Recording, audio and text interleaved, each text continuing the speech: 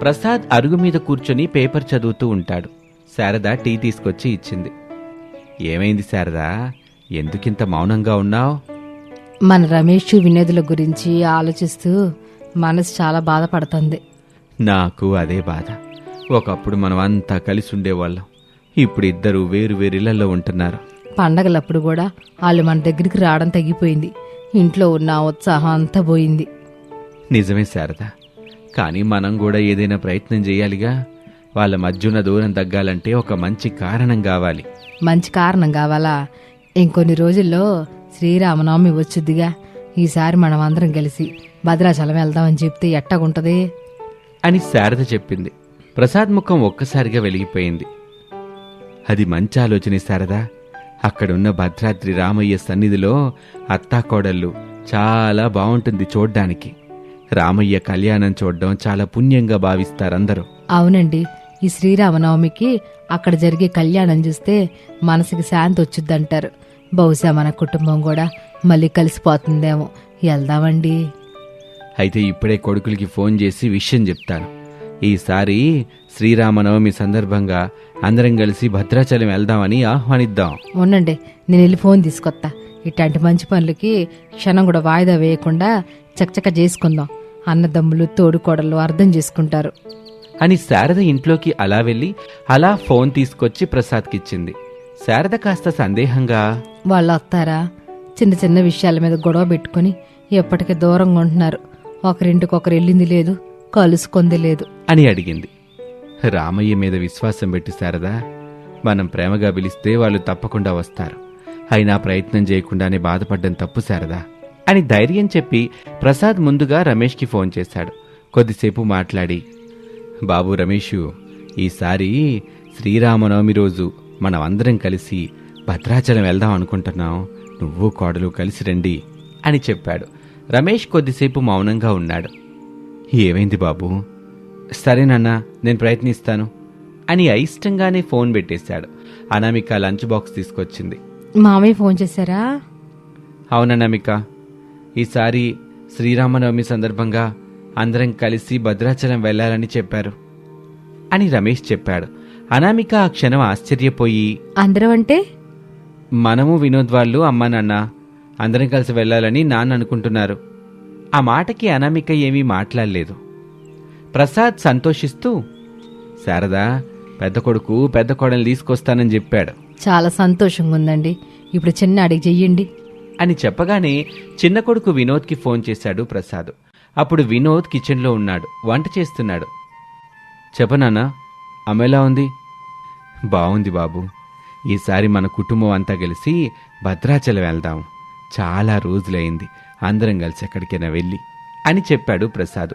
వినోద్ కూడా కాస్త ఆశ్చర్యంగా స్పందించాడు. సరేనన్నా, నేను కూడా వస్తాను.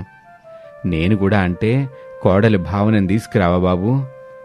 అదే నాన్న, నేను భావనకి విషయం చెప్పి చూస్తాను. వస్తానంటే తీసుకొస్తాను, లేదంటే నేను మాత్రమే వస్తాను అని మరొక మాట మాట్లాడకుండా వినోద్ కూడా ఫోన్ పెట్టేశాడు. శారదా, చిన్నాడు కూడా చిన్న కోడలతో వస్తానని చెప్పాడు అని చెప్పాడు. శారద కళ్ళల్లో చిన్న ఆశ మెరిసింది. యావండి, మన కొడుకులు కోడల్లో నిజంగా వస్తారా? ఆ రామయ్య అనుగ్రహం ఉంటే మన కుటుంబం మళ్ళీ ఒకటవుద్దులే శారదా. ఓ రామయ్య, నా కొడుకులు కోడళ్ళు మళ్ళీ కలిసిపోవాలి. మా ఇంట్లో తిరిగి ఆనందం రావాలి అని మనసులో వేడుకుంది శారద. కాసేపటి నిశ్శబ్దం తర్వాత, చాలా రోజులైంది కదండి మనమందరం కలిసి ఎక్కడికైనా వెళ్ళి. అవుననమిక, ముందుట్లో ఎంతో బాగుండేది. ఇంట్లో పండగలప్పుడు అందరం కలిసి ఎంతో సరదాగా ఉండేవాళ్ళం. ఇప్పుడు ప్రతి ఒక్కరూ తమ తమ జీవితాల్లో బిజీగా ఉన్నారు. కేవలం బిజీగా ఉన్నందుకే కాదండి, మన మధ్య కొన్ని అపార్థాలు కూడా వచ్చాయి. ఈ శ్రీరామనవమికి మనం భద్రాచలం వెళ్ళి అక్కడి భద్రాద్రి రామయ్య కళ్యాణం చూస్తే చాలా మంచిదని నాన్న చెప్పేవాడు. మావే చెప్పింది నిజమండి. భద్రాచలం అంటే చాలా పవిత్రమైన స్థలం. అక్కడ శ్రీ సీతారాముల కళ్యాణం చూడడం నిజంగా గొప్ప అనుభవం. అమ్మకి ఎప్పటినుంచో కోరికుంది మనమంతా కలిసి అక్కడికి వెళ్ళాలని. అది ఇలా తీరుతుందనుకోలేదు. వినోద్ వాళ్ళు వస్తారా? వస్తారు కావచ్చా నమిక? వస్తే మంచిదే కదా. బహుశా ఈ యాత్ర మనందరినీ మళ్ళీ దగ్గర చేస్తుందేమో చూడాలి. నాకు అదే అనిపిస్తుంది. కొన్నిసార్లు ఒక చిన్న ప్రయాణం కూడా కుటుంబాన్ని మళ్ళీ కలుపుతుంది. అయితే మనం తప్పకుండా వెళ్ళాలి. కేవలం యాత్ర కోసం కాదు, కుటుంబం కోసం వెళ్ళాలి. హో రామయ్య, మా కుటుంబం మళ్ళీ కలిసిపోవాలని నీ దగ్గరకు వస్తున్నాం తండ్రి. నీ ఆశీర్వాదం కావాలి అని అనామిక చెప్పింది. రమేష్ సంతోషంగా ఆఫీస్కి వెళ్ళాడు. వినోద్ వినయంగా హాల్లో కూర్చుని ల్యాప్టాప్లో వర్క్ చేసుకుంటున్న భార్య భావన దగ్గరికి వచ్చాడు. ఎవరు ఫోన్ చేశారు వినోద్? నాన్న ఫోన్ చేశారు. ఈసారి శ్రీరామనవమి సందర్భంగా మనం అంతా కలిసి భద్రాచలం వెళ్దామని చెప్పారు. మనమంతా అంటే? అన్నయ్య, వదిన, అమ్మా, నాన్న, మనం అందరం కలిసి వెళ్ళాలని ప్లాన్ చేస్తున్నారంట. చాలా రోజులైంది కదా మనమందరం కలిసి ఎక్కడికైనా వెళ్ళి. ఈసారి పండగని ప్రత్యేకంగా జరుపుకుందాం. భద్రాచలం వెళ్ళి రామయ్య దర్శనం చేసుకుంటే చాలా మంచి అనుభూతి ఉంటుంది. వెళ్దాం అని చెప్పింది. అలా సమయం గడుస్తూ ఉంటుంది. ఇక మరుసటి రోజునే, యావండి, మనిద్దరు కొడుకుల్లో ఎవరు ఇంతవరకు మన ఇంటికి రాలేదు? శారద, లేచినప్పటి నుంచి ఇప్పటిదాకా 50 సార్లు అడిగాం. వస్తారులే, ఓపిక బట్టి వస్తారు. వెళ్ళి వంట చేయి. కొడుకులు కోడళ్ళు రాగానే కడుపు నిండుగా కమ్మని చేతి వంటలు పెట్టాలిగా. ఇప్పుడే వెళ్ళి చేస్తాను అని శారద వెళ్తూ ఉండగా బైక్ మీద రమేష్, అనామిక వచ్చారు. వాళ్ళని చూసి శారద దంపతులు ఆనందపడ్డారు. తండ్రి కొడుకులు బయటకొచ్చి మాట్లాడుకుంటూ ఉంటారు. శారద, అనామిక వంట చేస్తూ ఉంటారు. కొద్దిసేపటికి గేటు దగ్గర ఒక కారు ఆగింది. వినోద్, భావన దిగారు. ఆ సౌండ్ విని శారద, అనామిక బయటకు వచ్చారు. శారద కళ్ళల్లో ఆనందం కనిపించింది. సమయం గడుస్తూ ఉండగా అనామిక తల్లిదండ్రులు, భావన తండ్రి అందరూ వచ్చారు. ఇంట్లో ఒక్కసారిగా పాత రోజుల సందడి మళ్లీ కనిపించింది. అందరూ కూర్చొని తింటూ చిన్న చిన్న విషయాలు గుర్తు చేసుకుని నవ్వుతున్నారు. అందరూ ఉత్సాహంగా మినీ బస్సులో భద్రాచలం బయలుదేరారు. అలా సమయం గడుస్తూ ఉంటుంది. గోదావరి తీరంలో ఉన్న పవిత్ర క్షేత్రమైన భద్రాచలం సీతారాముల టెంపుల్ దగ్గరకు చేరుకున్నారు. అందరి మనసులో భక్తి, ఆనందం కలిసిపోయాయి. శ్రీరామనవమి పండుగ రోజున ఆలయం చాలా అందంగా అలంకరించబడింది. భక్తులతో నిండిపోయింది. ఆ రోజు అక్కడ జరిగే సీతారాముల కళ్యాణం చూడ్డానికి వేలాది మంది భక్తులు చేరుకున్నారు. అందరూ కలిసి ఆలయంలోకి వెళ్లారు. సీతారాముల దర్శనం చేసుకున్నారు. ఆ పవిత్ర వాతావరణంలో నిలబడి ఉండగా వారి మనసులో ఒక ఆలోచన వచ్చింది. రమేష్ నెమ్మదిగా వినోద్ వైపు చూసి, తమ్ముడు, మనం చిన్న చిన్న విషయాలకే దూరమయ్యాం. కానీ రాముడు, లక్ష్మణుడు అన్నదమ్ముల ప్రేమకి ప్రపంచానికే ఆదర్శం. అవునన్నయ్య, లక్ష్మణుడెప్పుడూ రాముడితోనే ఉండేవాడు. అన్నదమ్ముల అనుబంధం ఎంత గొప్పదో వాళ్ళని చూసి నేర్చుకోవాలి అని ఇద్దరూ కలిసిపోయారు. ఆ మాటలు విన్న అనామిక, భావన కూడా ఆనందంగా ఒకరినొకరు చూసుకున్నారు. ఇకపై మనం ఎలాంటి అపార్థాలు లేకుండా కలిసిమెలిసి ఉండాలి. అవునన్నయ్య, ఇక నుంచి మన కుటుంబం అంతా ఒక్కటే అని వినోదు చెప్పాడు. దూరంగా నిలబడి ఉన్న శారదా ప్రసాద్ ఈ మాటలు విని చాలా సంతోషపడ్డారు.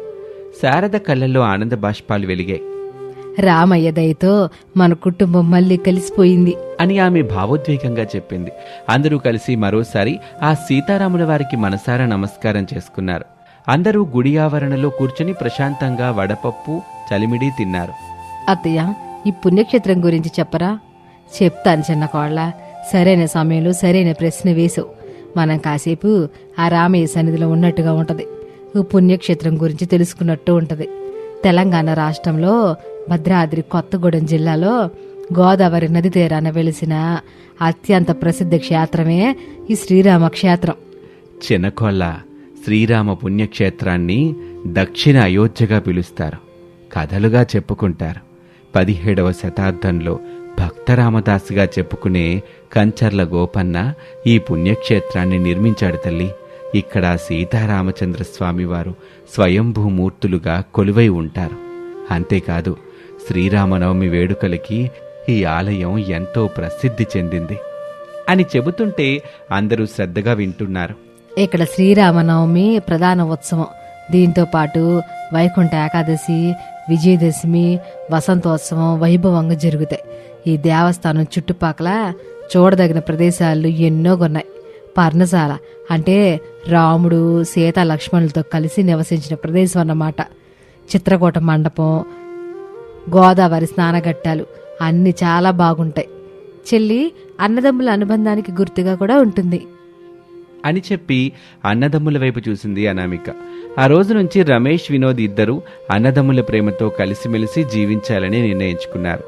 ఆనందంగా కుటుంబం అంతా తిరుగు ప్రయాణమయ్యారు. ఇది వాళ్ళటి కదా. మరొక ఆసక్తికర కథలో మళ్ళీ కలుద్దాం. నమస్తే.